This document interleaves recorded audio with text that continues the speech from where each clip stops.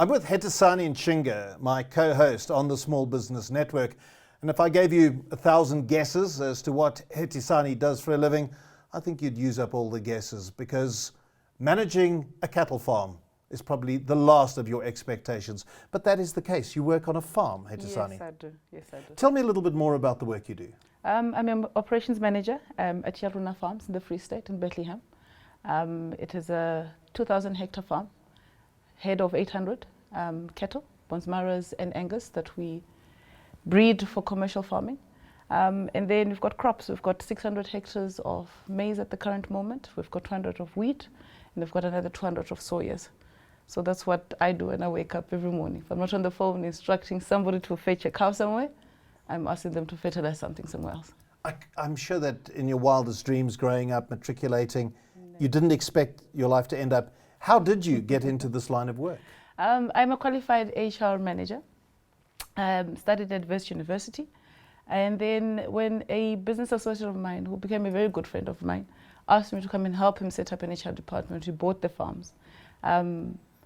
Started talking HR, and the next thing I knew, I was talking operations. And since he's not available most of the time, I've been there, had to instruct the guys what to do, had to learn on the job, running, chasing, and that's how we became operations manager. Is it a good way to learn on the job? Would you have preferred to have some kind of agricultural experience or agricultural learning before going into this kind of work? You know what? I actually enjoyed learning on the job. I eventually did do my national diploma with the Red Organization's Producers Organization, I think it is.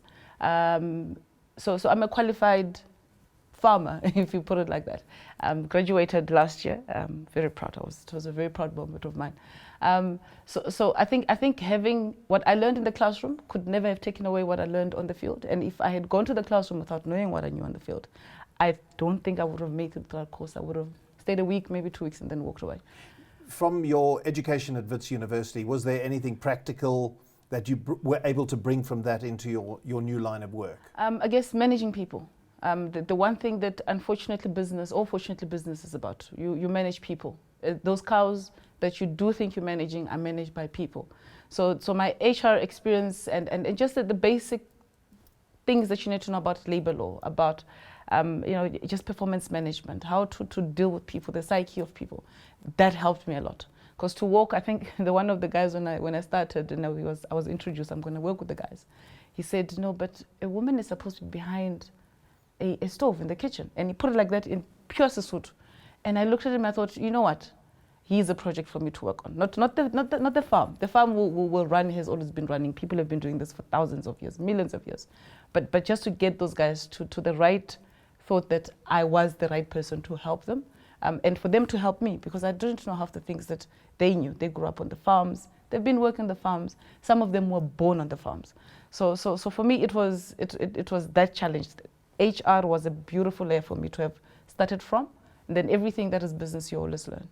I'd imagine, though, you had a lot of stereotypes that you needed to break through. The fact that the city girl, the city slicker working on the farm, you're a black woman farmer. Yes. There are a lot of challenges there. Of those, how difficult, which were the most difficult for you to break?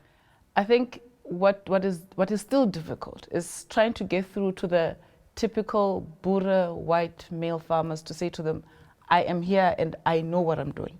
I've been doing this since 2008. I haven't left yet. A couple of times I almost threw in the towel, but I chugged on. But to get those guys to accept you as a peer, I think it's the hardest thing. That you've done it. They can see you doing it. You go to auctions, you come out with some of the best prizes and the best calves. But for them to accept that you are part of the community. And unfortunately, farming is about community. Because if one of my tractors is broken and I need someone to help me, chances I'm going to call the neighbor, or where my tractor is broken, to come help me, which they have done, few of them. And I must say, I've also gained a few others respect, which is good. And So they will call you. You're winning the battle, are you? I'm winning the battle. You know how you eat an elephant, eh? Teaspoon at a time. What's the best part of your job? What's the bit that really lights your jets every day? The fact that we're feeding people. I think for me that is the greatest joy, to know that whatever I'm doing, somebody is not going to be starving. As long as I produce the hectares that I'm supposed to and I manage my fields right, I will produce good quality food. My cows, I mean, we try not to be giving them hormones and things like that, but if my guys manage them right and they don't get diseases, knowing that we're putting out good quality meat out there. So for me, it's about feeding the people. That drives me every single day. And a final point here, you're working now in front of the cameras. Your husband, Kola, is a well-known television figure presenting rugby on SuperSport. You're now going into his world. How does that feel? Scary, I must say. And my poor husband keeps thinking I think I'm Superwoman, I think I do everything. So I'm just trying to show him I can do just this one little part, just so that he knows I understand what he does. Well, if you're as successful here as you are on your farms, we're going to have a wonderful time. Heti, thank you so much for your time. Thank you very much.